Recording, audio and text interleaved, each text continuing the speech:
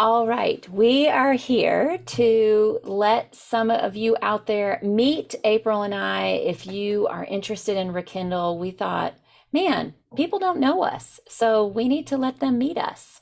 So, you know what? I'm gonna switch this. Okay, because yeah. Anyways, I switched the view because it's recording. Okay, let me tell you a little bit about me, and then I'm gonna let April tell a little bit about her. And then we're going to talk a little bit about Rekindle. So my about is not going to take long. I have this down to a science because I do it with clients regularly. I grew up in Michigan. My parents moved to Southern California when I was a senior in high school.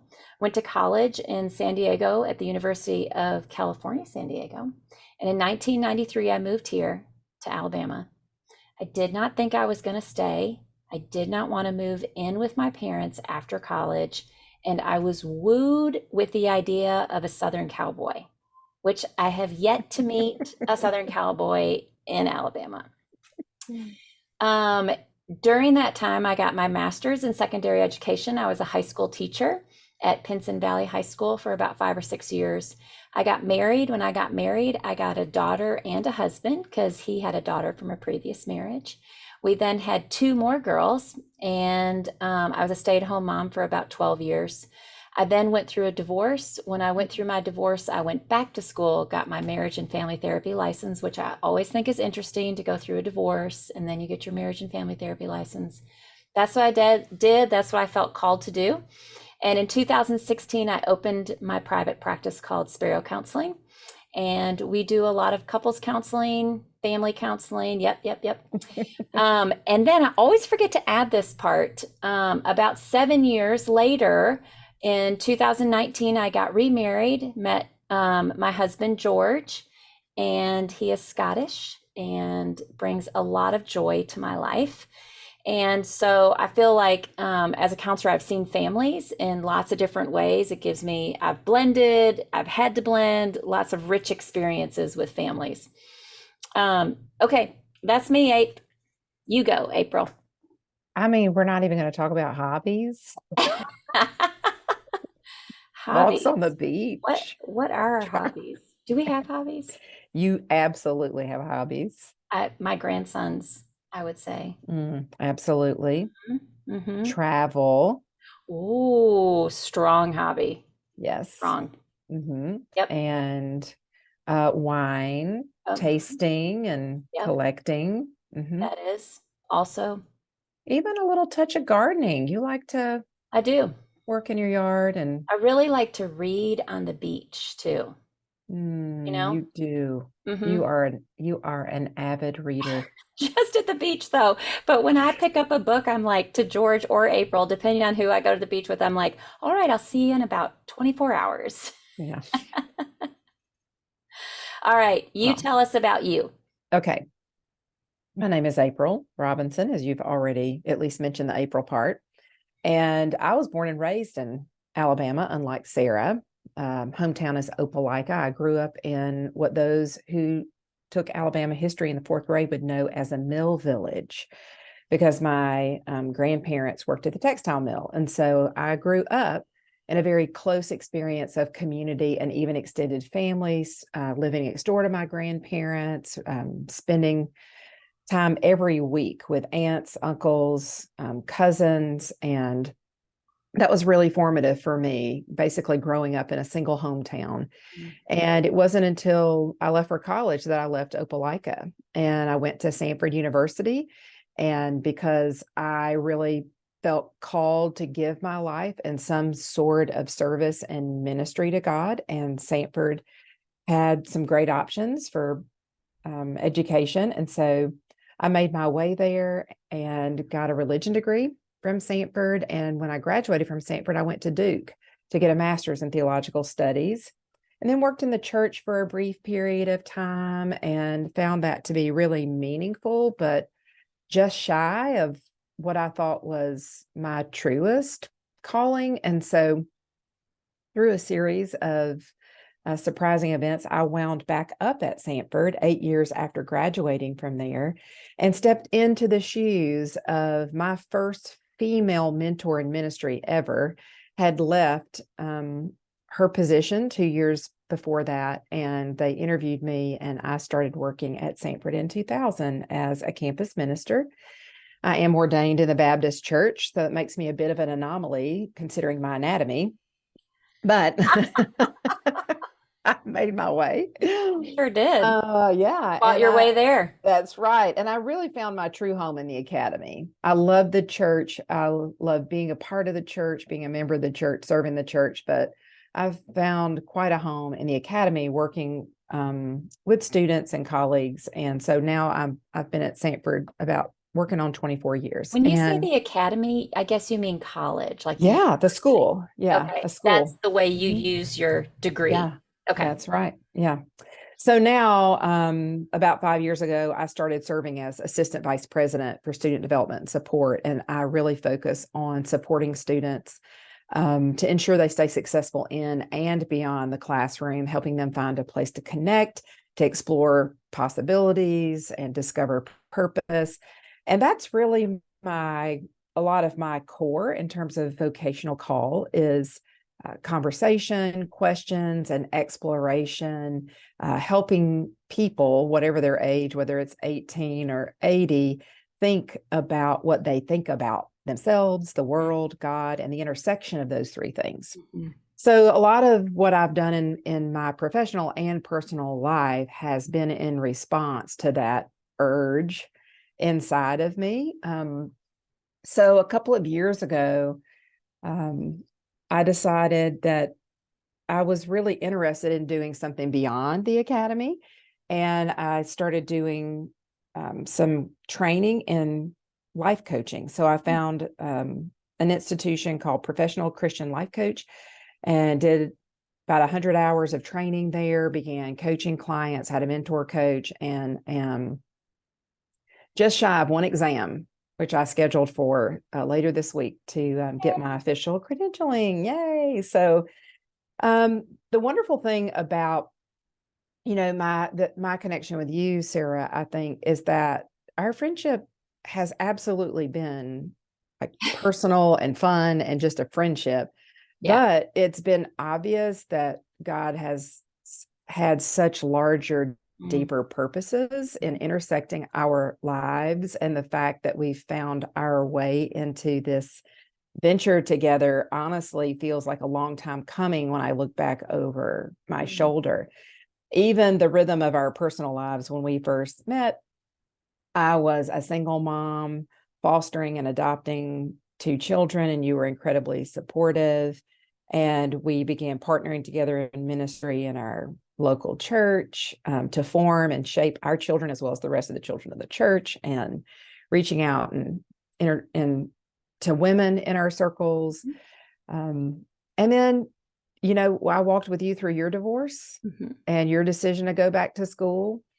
And then I met someone, and you walked with me through, marriage and blending a family, because he too had a daughter from a prior marriage. And so I learned all about blended families and Mhm. what that looks like. And we've been married now 13 years. Mike is a wonderful um, English speaking American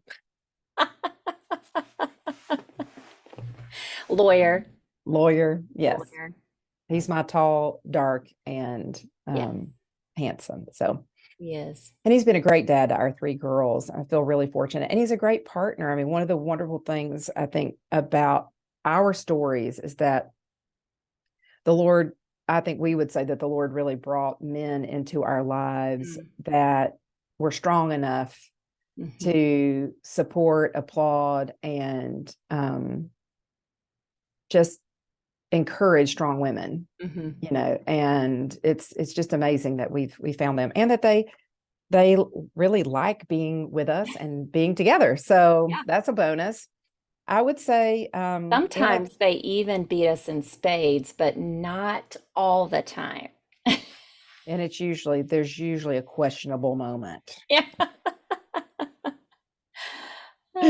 Yes. So I think, winding up in this and in this venture together of Rekindle is so interesting to see all of these threads, that have been in process over many, many years, kind of coming together and bringing into harmony our friendship, our vocational callings, our marriages, our interests. So some of my hobbies are very similar.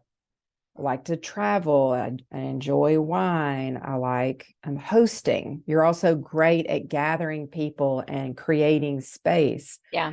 for people to connect. And I love that too. I think a big part of what drives me in all things that I do is wanting to bring meaning, Hmm. to moments and make them memorable. And I think at the end of the day, that is the essence of what we're trying to do with Rekindle. Yeah. We're inviting couples into a very meaningful and memorable Mhm. experience. Yeah. Well, because we can get so bogged down with Mm, the mundane and the day yeah, to day that I know you and I have found through travel. That's where we get to explore so many other parts of our relationship with our husbands, as well as the relationship with ourselves. yeah. So let's talk about how we met. Oh, okay. Okay. Okay. So, Who's going first? okay. You go first. Oh, the person that goes first basically gets to dictate the truth. I know you get to give the narrative. I trust you. I trust you with this narrative. Well, I'm the intuitive, so I'm more of the broad strokes Okay. and main idea, and you're my detail complement. Yep. So Yep. I'm open for correction and Okay. accuracy. Okay. The gist is basically we really did meet at church. I decided to visit a church that was in my neighborhood as opposed to continue driving 20-25 minutes to tote two toddlers to church. And that church happened to be the church where you had been a member for how many years at that point? I Like mean, I don't 12, know, probably 15? 10, 15 years. Hmm. Yeah. And so I'm in this church kind of, surveying the crowd and coming one Sunday after another and trying to decide if I can, be at home here or kind of make a place for myself. And there was a Sunday that, people were making announcements, and basically Sarah took the microphone and was making an announcement. I believe it was about some women's ministry event. And I just thought to myself, yeah, I'm going to need to know her.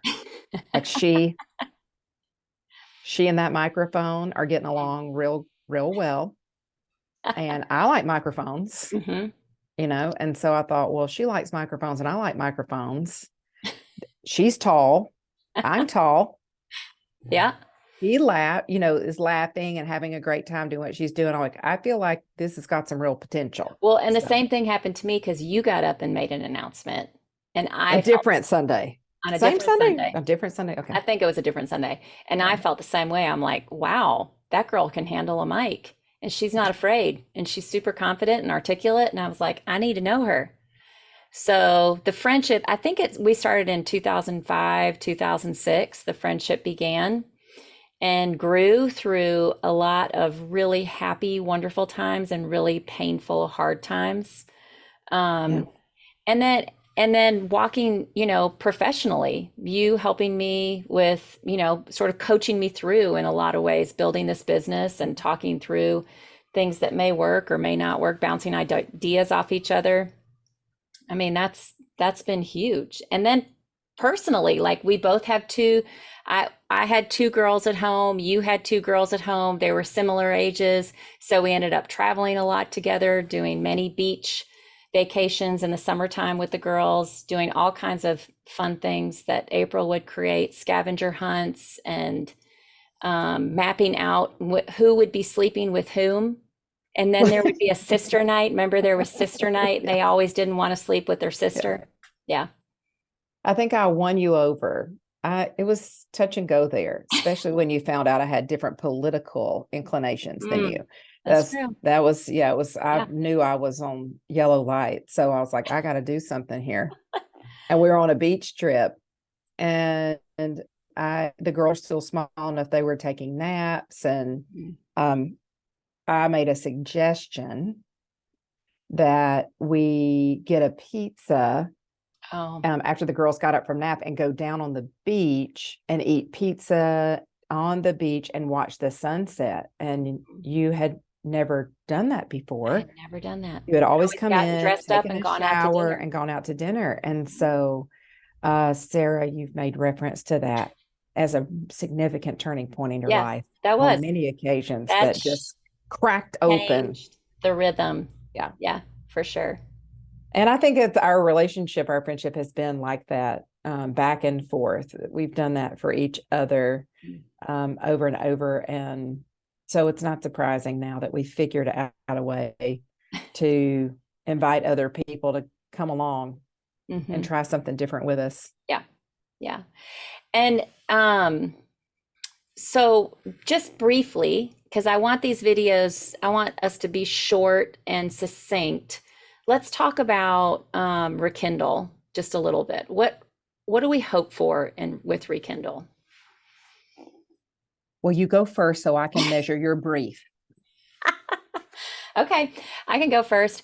I hope, I think one of the things I love for couples to do is to have fun and to play. And I just don't think that we do that enough. I think both you and I are super playful in our relationships. And I think with the day to day of raising a family and being a couple, you can get, bogged down with bills and work, and you can forget about the fun. And part of the fun is an adventure, the adventure to us is traveling, which it can be an adventure. Things don't always go right. Yeah. And so part of that fun, I think, is taking an adventure and seeing what happens, kind of uh, taking chances. So that's my 2 cents. What about you? Yeah, I would certainly echo that idea of like creating space for play and rest and like connection that is easy and light and Mhm. just really sweet memories with Mhm.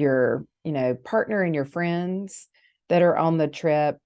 I also know that we have said that it's it's important for couples to prioritize Mm. being together on purpose, Mm. and that's like they plan to be together, but there's also some intentionality in that time. And I think what we've designed with Rekindle isn't overwhelming. It's not like intense, like a typical marriage conference, which is sort of so concentrated with information and lectures and keynote and breakout sessions, with a date night thrown in. I think we sort of inverted the model and Yeah. said, no, this is like a colossal date week. Oh, that's. And we're going to pepper it with Mhm. opportunities to connect with intentionality. Like Mhm. we've crafted questions and we are going to share a Yeah. kind of a Z pack of tools, um, I would say to, just provide some like fresh energy. And it's kind of like a vitamin pack more than a antibiotic, I would say. It's just like a Yeah. supplement, that Yeah. Rekindle's meant, to provide opportunity for pretty healthy couples to just think differently about themselves, their relationship with each other, and God's Mhm. invitation to them to be a part of the good things happening in the world. So, in addition to that, just everything fresh, like go to a fresh place, have some fresh experiences, with the landscape, with the activities, with your partner, and just hold room to revisit Mhm. who you are as an individual, as a couple, and in the world. And I think that is the recipe for an incredibly memorable and meaningful, getaway together. Yeah. And I think too, I think because of the environment that Argentina lends itself to, sitting and Oh, seeing. wait, we're going to Argentina? Yeah, we are. Awesome. That's where the first one is. We don't know where the other places are, I but don't think we've said that yet. So I no, we wanted to haven't. We highlight haven't. Argentina. Yeah. Um, it's also the experience with you and God as an individual, and Mhm. as a couple, because you cannot replace sitting outside with a glass of wine and looking at the Milky Way Mhm. and feeling restful and playful and connected. And I think those things can go back to the real world where you can hopefully try to incorporate more of that in your relationship. And in terms of tools, I think we've got some really good tools we're working on. I So do too. I do want to add that. Okay, I'm going to end the video. Oh, okay. And for Is now, there a countdown? no, Do we fade? there's no fading, just a stop recording. Let's Okay. see.